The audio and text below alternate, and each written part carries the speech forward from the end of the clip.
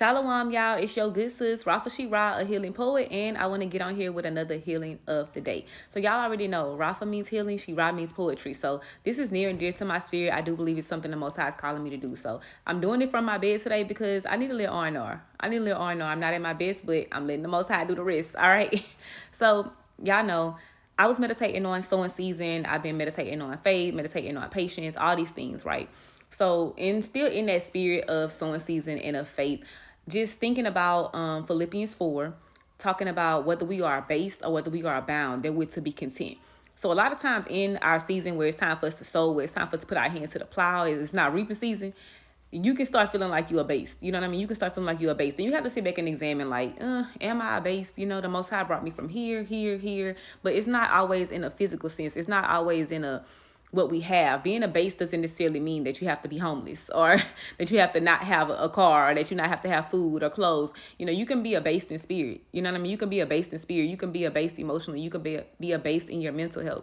So I just want to focus on, when we are in the spirit of sowing season and we may feel like we are abased, it's keeping that faith, and still being content and remaining content in those times, whether we are abased or bound therewith to be content.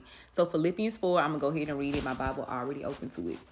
Not that I speak in respect of one, for I have learned in whatsoever state I am, therewith to be content. I know both how to be abased and I know how to abound everywhere.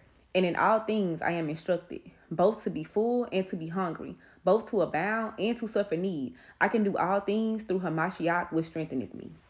So all praise be to the Most High, His Son, just reflecting on that, and also just not being so quick to be, just, I don't have this, I don't have that, but just taking it cheerfully, like Sirach 2 and 4, like just being cheerful when you brought to a lower state. You know what I'm saying? Gold is tried in the fire. Just remembering all those things, having that patience, waiting on the Most High, in your patience,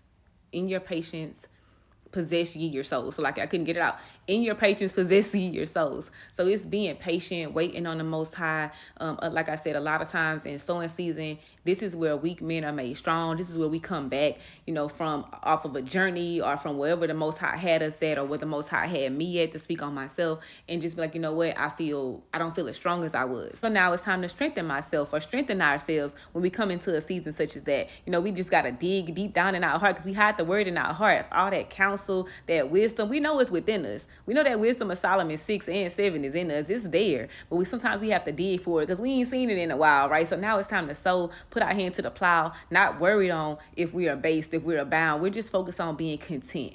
Just focusing on being content, giving the Most High all glory, honor, and praise because He did not have to bless us with yet another